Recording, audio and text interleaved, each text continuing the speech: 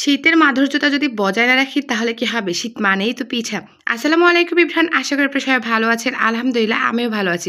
সকাল সকাল মিষ্টি রোদে ব্যালকনিতে বসে ১ কাপ চা আর চাল ভাজা দিয়ে কিন্তু সকালটা শেষ করে একটু পিঠার জন্য প্রিপারেশন নিতেছিলাম।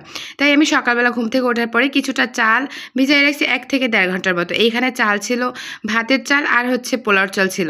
এটা দিয়ে আমি পিঠা বানাবো। যেহেতু কম পরিমাণে পিঠা বানাবো তাই আমি অল্পই চাল কিন্তু বানাইছি। আর এটা সন্ধ্যা নাস্তার জন্যই বানাবো। তো আমি চালটা অনেকবার পানি দিয়ে চেঞ্জ করে ফ্রেশ করে ধুয়ে তারপর কিন্তু এখন ব্লেন্ডার করব। এখন যুগ এতটাই আপডেট হয়েছে যে বাটাবাটি ঝামেলা ছাড়াই কিন্তু ব্লেন্ড করা যায়। ব্লেন্ড করেই কিন্তু সন্ধ্যার নাস্তা ঝটপট রেডি করা যায়। তো আমি চালটা একটু চেক করতেছিলাম যে আসলে পারফেক্টলি গুঁড়ি হয়েছে কিনা বা হচ্ছে মিশ হয়েছে কিনা।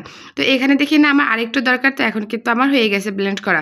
এভাবে করে কিন্তু আমি ২ ভাগেই করে নেব। তো আগে যখন পিঠা না বানাইতাম তখন মনে হতো পিঠা বানানো অনেক ঝামেলা, তাই সব সময় পিঠা থেকে দূরে থাকতাম। কিন্তু এখন একটু একটু বানানোর পর মনে হয় যে না, যে কাজটা আমরা না করি সেটা একটু বেশি ঝামেলা মনে হয়, কিন্তু কাজটা করার পর কিন্তু বেশি একটা ঝামেলা মনে হয় না। তাই এখন ট্রাই করি মাঝে মধ্যেই বাসায় সন্ধ্যার নাস্তায় পিঠা তৈরি করার জন্য।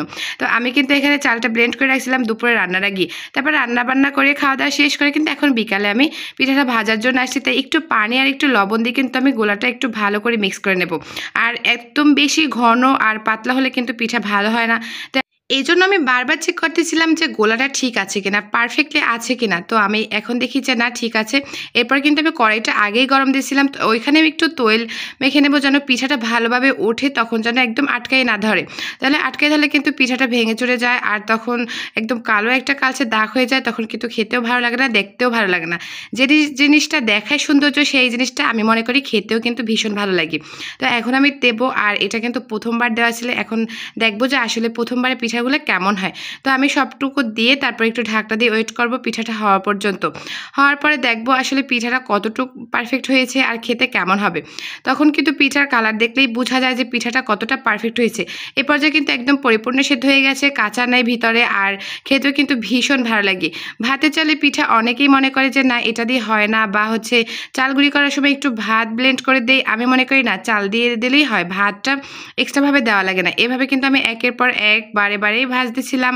আর আমার এক পর্যায়ে কিন্তু সব পিঠাগুলো ভাজা হয়ে গেছে, আর প্রত্যেকটা পিঠাই কিন্তু সেম রকমই হয়েছে। এত সুন্দর হয়েছে দেখতে, তেমনই সুন্দর হয়েছে খাবারটা খেতে।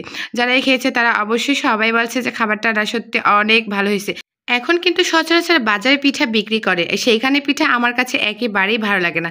মনে হয় যে বেশি সিদ্ধ হয়, খাবার ছোটা দেয়, এগুলো নিয়ে কিন্তু পিঠার তেমন একটা টেস্টই থাকে না। দেখতে মনে হয় পিঠা, বাট খাবারটা কিন্তু পিঠার মতো লাগে না, স্বাদ লাগে না তেমন একটা। তাই আমি মনে করি বাসার পিঠাই সব থেকে বেশি বেস্ট হয়, আর তার মধ্যে যদি পারফেক্টলি পিঠা হয়। আজকে এই পর্যন্তই, সবাই ভালো থাকবেন। নেক্সট ভিডিও সবার সাথে আবারও দেখাবে। আল্লাহ হাফেজ।